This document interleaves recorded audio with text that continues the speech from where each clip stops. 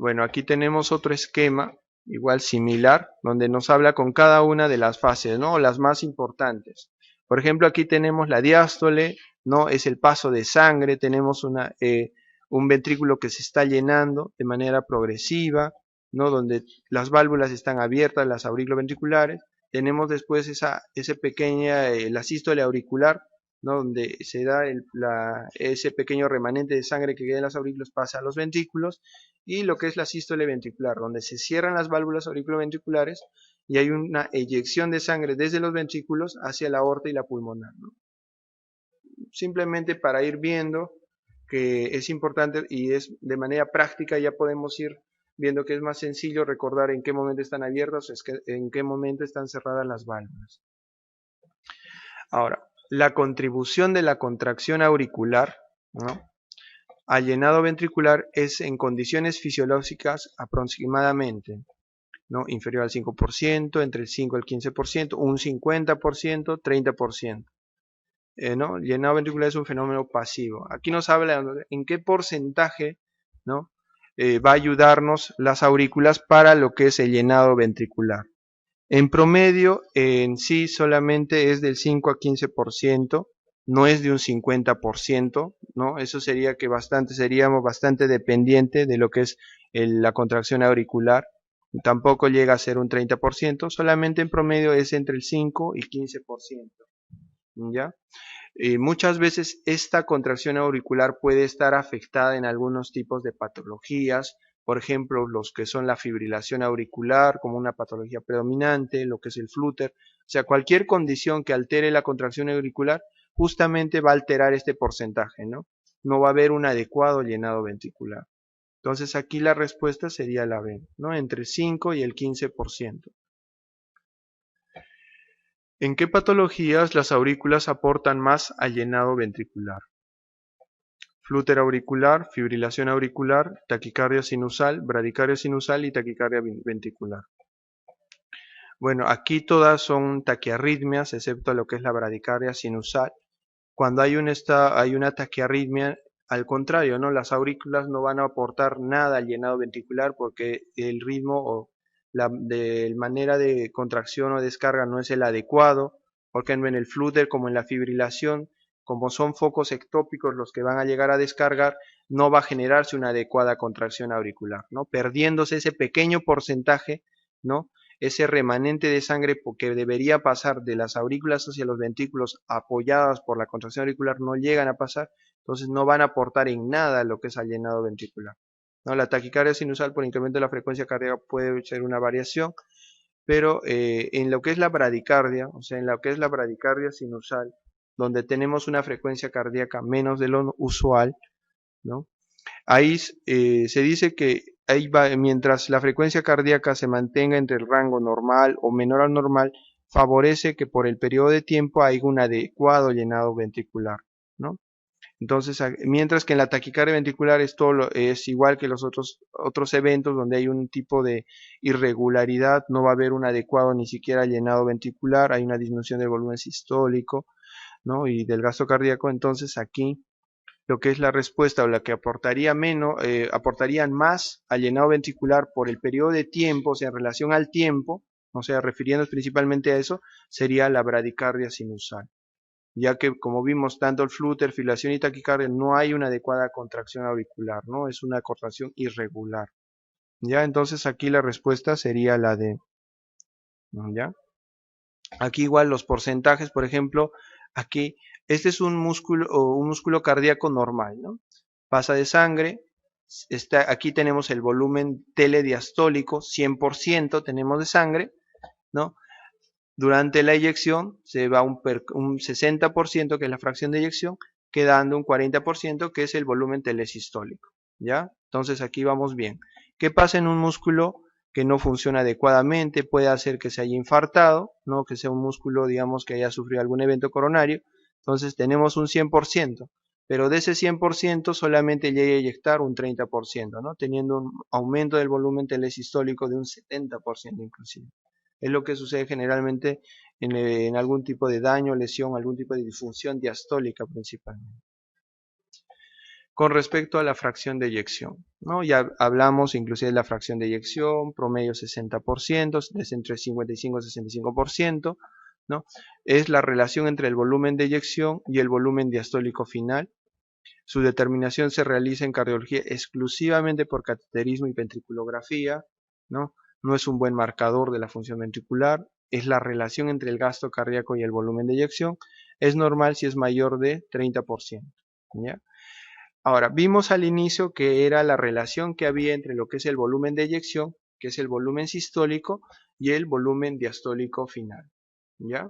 Esa es la respuesta, es lo adecuado, esa relación que va a haber entre el volumen sistólico o volumen stroke o volumen de eyección, es la relación entre ese con el volumen diastólico final. Ahora, su determinación no solamente es por cateterismo y ventriculografía, y hay métodos directos que llegan a calcular la fracción de eyección. Uno de ellos es la ecocardiografía, que nos indica inclusive cuánto de fracción de eyección tiene lo que es el corazón en ese momento. Ahora, es un excelente marcador de la función ventricular, ya que cuando tenemos una fracción de eyección menos del 55%, estamos hablando inclusive de una disfunción sistólica, ¿no? Ya inclusive hablamos de una insuficiencia cardíaca, ¿ya? Ahora, ¿es la relación entre el gasto cardíaco y el volumen de eyección? No, el gasto cardíaco es otro tipo de variable, habla ahí de otro tipo de cosa. Ahora, mayor de 0.3, lo normal es por encima de 55%. ¿Ya? En promedio, algunos dicen por encima del 45%, nosotros queremos que por encima de 55, promedio 60, 65%. ¿Ya? Entonces aquí la respuesta sería la A, ¿no? En relación a qué es lo que es la fracción de eyección, que es la relación entre lo que es el volumen de eyección y el volumen diastólico final. En la fase de contracción isovolumétrica, otra vez vuelven esas preguntas donde cómo están las válvulas, ¿no? Están abiertas, las semolunares y cerradas. Dijimos que en la fase de contracción isovolumétrica, ¿no? No hay variación de volumen, hay incremento de la presión ventricular, pero ambas válvulas se encuentran cerradas. Todo está cerrado. Entonces la respuesta aquí es la C, ¿no? Definitivamente no hay duda en ello, no hay que algunas están abiertas y otras están cerradas, ¿ya? Ahora, durante la contracción isométrica o isovolumétrica de los ventrículos, ¿qué se produce? Un acortamiento de las fibras musculares ventriculares, permanecen abiertas, o sea, si ya vemos que está abierta ya es incorrecta la respuesta, ¿no?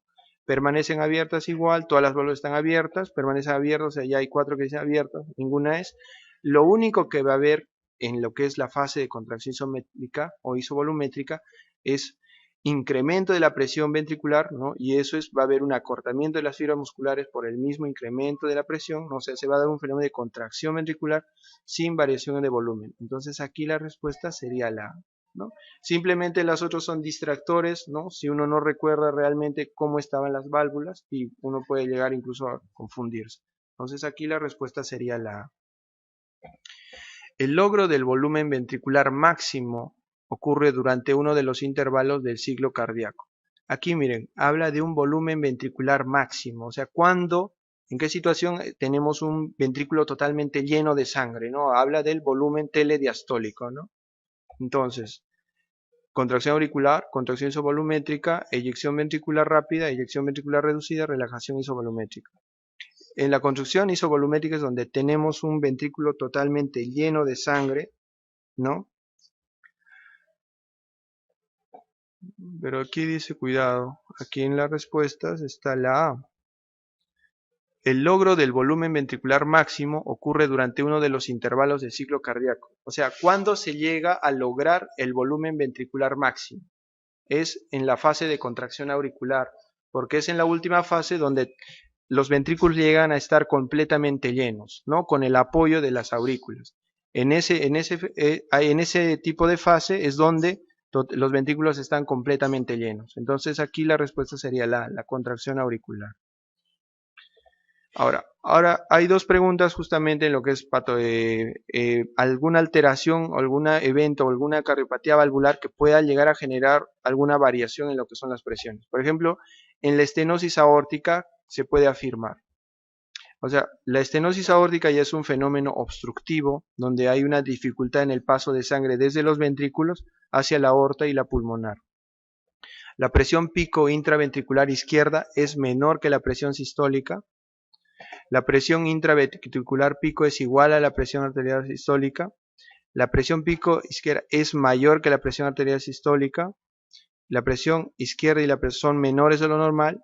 Intraventricular izquierda es menor que la presión sistólica, ¿no? Por un mecanismo de compensación, para poder vencer esta obstrucción, muchas veces el ventrículo llega a hipertrofiarse, ¿no? Incrementa la presión intraventricular pico, incluso tiende, para que haya una adecuada eyección compensatoria, incluso tiene que la presión pico intraventricular izquierda tiene que ser mayor que la presión arterial sistólica, ¿no? Si no, no va a haber un adecuado volumen de eyección, ¿no? Si fuera menos, si fuera igual, no habría un adecuado volumen de eyección. Si fueran ambos menos de lo normal, mucho menos, ¿no? La presión si fuera menos, no habría volumen de eyección.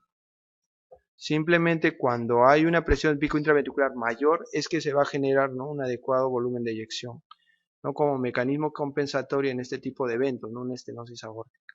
Entonces aquí la respuesta sería la C, ¿no? En la estenosis aórtica, ¿qué fenómeno fisiopatológico se va a llegar a producir? Donde la presión pico intraventricular tiende a ser mayor, ¿no?, por una hipertrofia ventricular izquierda, mayor que la presión sistólica, para que haya un adecuado volumen de eyección. Ahora, otro evento es, por ejemplo, en la estenosis mitral. En la estenosis mitral podemos afirmar tanto la presión auricular izquierda como la presión del ventrículo izquierdo son mayores de lo normal, ¿no?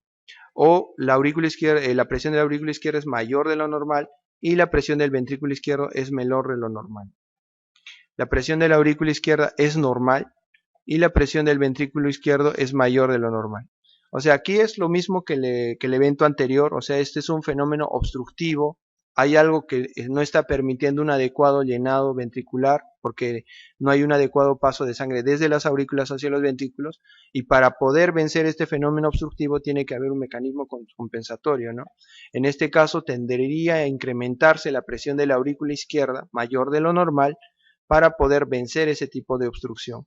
Mientras que la presión del ventrículo izquierdo puede ser menor a la normal porque no hay un adecuado volumen diastólico, ¿no? La sangre en lo que son los ventrículos no están del todo llenas, o sea, no es ese 100% que deberíamos tener en los ventrículos, es mucho menos de lo normal. Entonces, esta sería la respuesta. Las otras premisas, como pueden ver, son distractores, simplemente les habla, digamos, si la presión es normal o si es menor, o sea, simplemente para llegar a confundirlos nada más. Pero en sí, como es un fenómeno obstructivo, y cuando hay un fenómeno obstructivo, uno tiende a incrementar la presión para poder vencer esa resistencia. Entonces, la respuesta sería la B. Aquí igual otro ejemplo, ¿no?, donde pueden ver un ventrículo izquierdo normal, igual similar al otro gráfico donde vemos la fracción de eyección 60%, un volumen telediastólico de 40%, ¿no?, en un músculo inclusive aquí donde está contraído. Mientras cuando hay un músculo debilitado, un músculo dañado, ¿no?, aquí un músculo infartado inclusive, lo que sucede es que disminuye la fracción de eyección, ¿no?, con un remanente mayor, en este caso un volumen sistólico mayor de 67%. Bueno, aquí ya vamos a hablar de la precarga y lo que es la poscarga. Ya, si hasta aquí hubiera alguna duda, alguna pregunta en relación a lo que es el ciclo cardíaco, si algo no les hubiera quedado claro, para poder repetirlo, nuevamente poder explicarlo.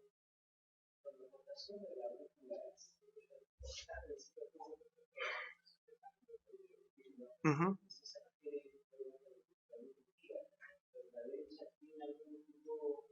Bueno, en general, lo que hemos revisado nosotros no habla de así específicamente aurícula por aurícula. Simplemente le da una premisa de decir, no, las aurículas en porcentaje llegan a aportar simplemente un 5 a 15%.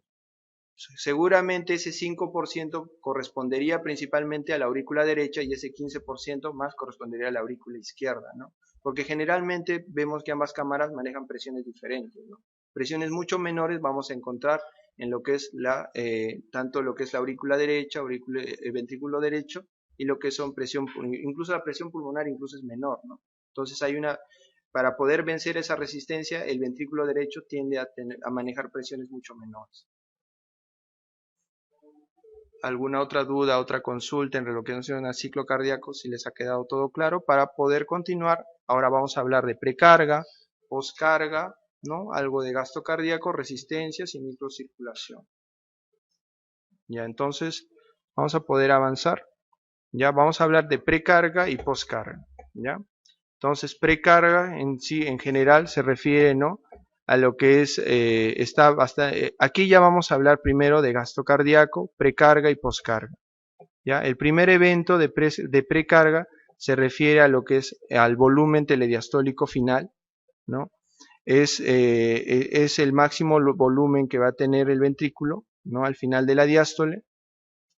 Aquí lo que es la ley de Frank-Starling está en relación a la precarga. Por ejemplo, a mayor volumen va a haber una mayor fuerza de contracción, ¿ya? Entonces, cuando hay una adecuada precarga y un adecuado volumen ventricular, va a haber una eficaz o una mejor fuerza de contracción ventricular.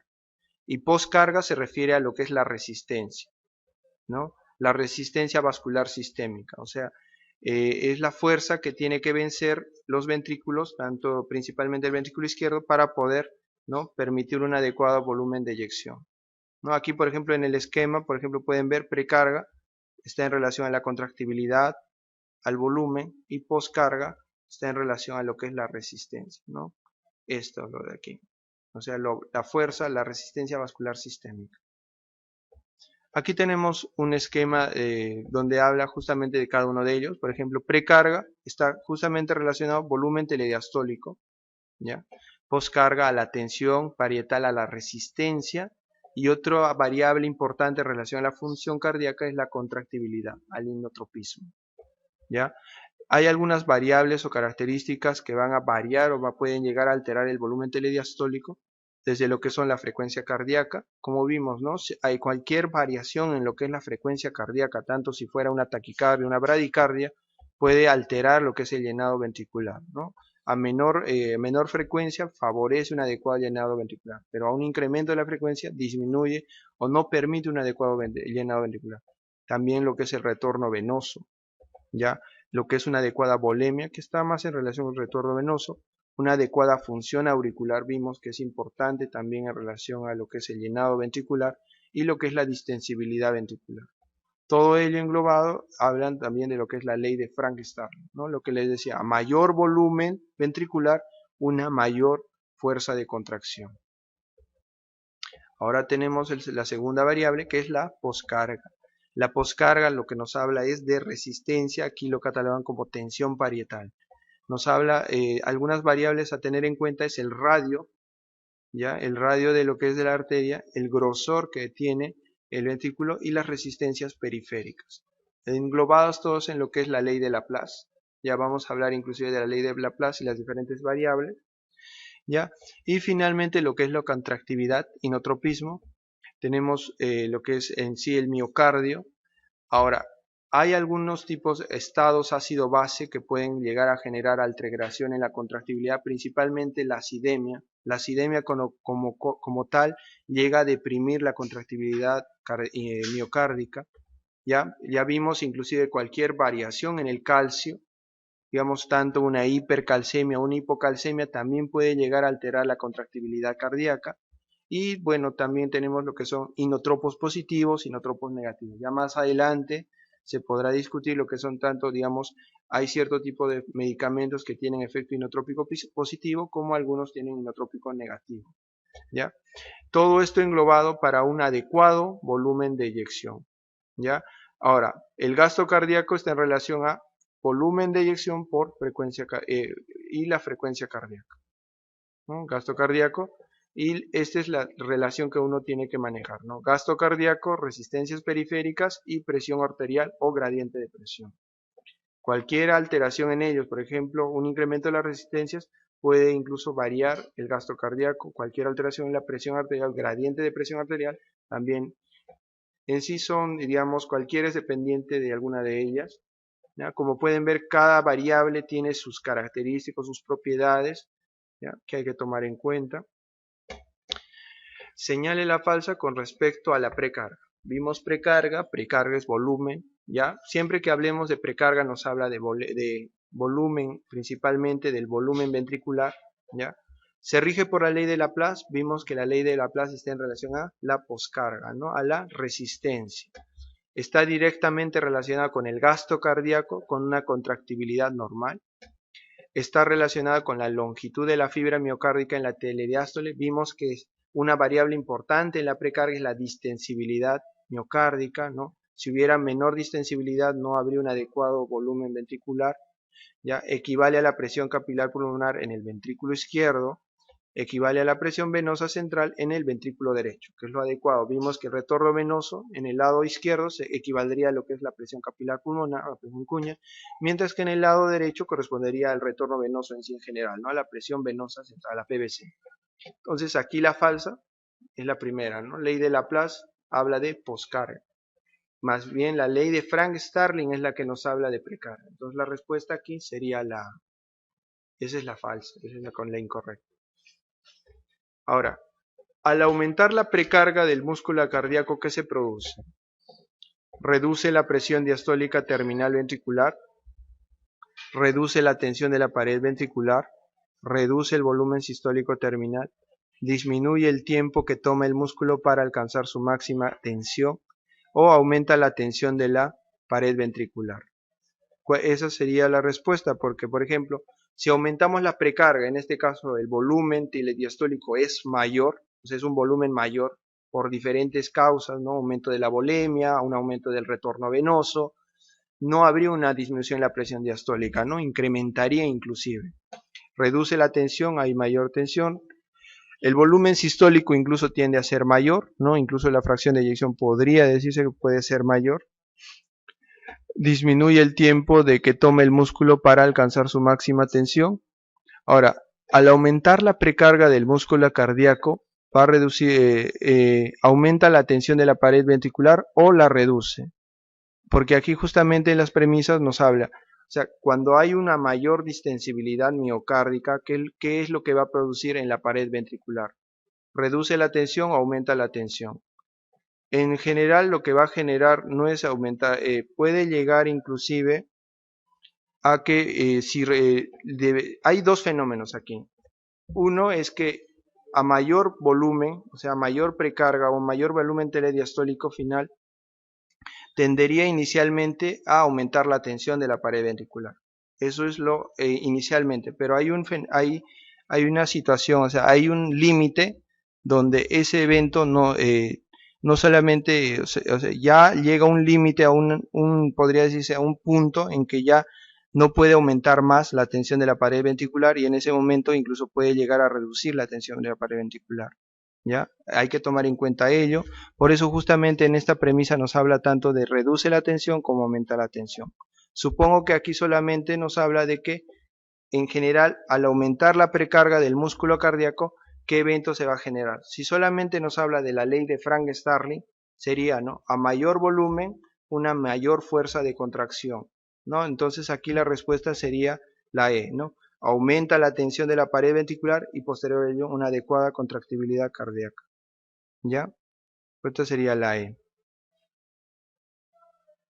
¿Cuál de las siguientes causa un aumento de la precarga ventricular izquierda? ¿No? Igual que los anteriores hay que recordar todas las variables que van a depender o van a alterar lo que es la precarga. Disminución en el volumen diastólico terminal, aumento en la presión diastólica terminal, aumento en el radio sistólico terminal, aumento en el volumen sistólico, disminución en la máxima tensión de la pared ventricular. Aquí aumento, ¿no? Cuando habla de aumento sería un aumento de la presión diastólica terminal, ¿no? Esa sería la respuesta.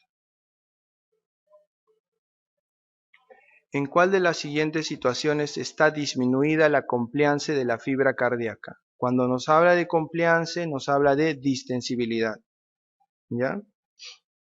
Entonces aquí, hipertrofia ventricular, isquemia miocárdica, miocardiopatías, en todas ellas, por ejemplo, si hay hipertrofia es un músculo no solamente que está agrandado, o sea, uno pensaría que por ser un músculo hipertrofiado es un músculo que va a mejorar la fracción de la contractibilidad cardíaca, pero también es un músculo que no es adecuadamente perfundido, inclusive podría decirse que es un músculo que no va a funcionar, no funciona adecuadamente, no es un músculo distensible adecuadamente, no hay una adecuada compliance, porque es un músculo engrosado, ¿no? En cambio, lo que es isquemia, ya hay lesión, ya hay daño, entonces ya hay alteración en la distensibilidad. Hipertrófica es similar al mismo evento, ya que en la miocardiopatía hipertrófica no solamente son fibras miocárdicas, sino también hay reemplazo de alguna de ellas por lo que son fibras de colágeno. Miocardiopatía sarcoidea es una miocardiopatía por depósito, no hay un depósito de tejido que poco a poco va reemplazando lo que es el tejido cardíaco. Entonces aquí todas estas situaciones van a disminuir la compliance de la fibra cardíaca. La respuesta sería la E. La fracción de eyección aumenta cuando, o sea, cuando hay un adecuado volumen de eyección. Cuando aumenta la contractibilidad, sí, evidentemente si incrementáramos la contractibilidad de un músculo que se contrae adecuadamente, aumentaría el volumen stroke y con ello aumentaría la fracción de eyección. Cuando hay aumento de la precarga también, ¿no? Por la misma ley de Frank-Starling, si hay un adecuado volumen telediastólico, habría también una adecuada fracción de eyección. Cuando disminuye la poscarga, si hay una disminución de la poscarga, o sea, hay una baja disminución en las resistencias, debería aumentar también la fracción de eyección, ¿no? Porque es una resistencia disminuida, algo que puede vencer fácilmente. Entonces aquí la respuesta sería la E, ¿no? Todas son correctas. ¿En cuál de las siguientes situaciones está disminuido el volumen sistólico? Aquí cuando nos habla de volumen sistólico, igual nos habla de fracción de eyección. Ya cuando vean volumen sistólico, tómenlo como fracción de eyección. ¿Ya? Estenosis aórtica, isquemia miocárdica, miocardiopatía dilatada, miocardiopatía sarcoidea. ¿No? Es el mismo evento. ¿No? Estenosis, hay una obstrucción que vencer, entonces no va a haber un adecuado volumen sistólico. Isquemia ya por daño igual va a haber una disminución de la fracción de eyección. Una miocardiopatía dilatada propiamente siempre va a mantener fracciones de eyección bien disminuidas, inclusive una característica propia de esta patología es que puedan llegar incluso a tener fracción de eyección entre 15 a 30%. ¿Ya? Miocardiopatía sarcoidea, como vimos, es una miocardiopatía restrictiva y un reemplazo de lo que es las fibras musculares, entonces obviamente también no va a haber un adecuado compliance y por ello no va a haber una adecuada fracción de eyección y también un adecuado volumen sistólico. La respuesta aquí sería la E, ¿no? Todas son correctas. Ahora, la ley de Starling, ya creo que ya hablamos, Laplace es poscarga, Starling es precarga, ¿no? Rápidamente la respuesta sería la B. Ahora pasamos a lo que es poscarga, ya vimos las variables, vamos a hablar un pequeño repaso de lo que es la ley de Laplace. La ley de Laplace es está en relación a la tensión de la pared, que es igual a la presión por la resistencia sobre 2 veces el grosor, ¿ya? 2 veces el grosor, ¿ya? Entonces la tensión de la pared va a ser directamente proporcional, tanto a la presión como al radio, y va a ser inversamente proporcional a lo que es el grosor. Ya recordar ello principalmente. Entonces, según la ley de Laplace, la tensión de la fibra miocárdica es inversamente proporcional, ¿no? O sea, ¿qué significa? Si hay un aumento del grosor, entonces tendería a disminuir la tensión de la fibra cardíaca, según la ley de Laplace, ¿no? En cambio, si fuera un vaso de mayor calibre o un aumento de la presión, ¿no? Tendría que haber la tensión de la presión, la tensión de la fibra cardíaca tendría que ser mayor. Entonces aquí es inversamente proporcional a grosor de la pared ventricular, ¿no? Esa sería la respuesta. La ley de Laplace explica razonablemente los fenómenos de ya dijimos que no contractilidad sería poscarga cardíaca, ¿no? No es nada que ver expiración, función diastólica, es más precarga, circulación capilar, ni contractibilidad, ¿no? La respuesta sería la C.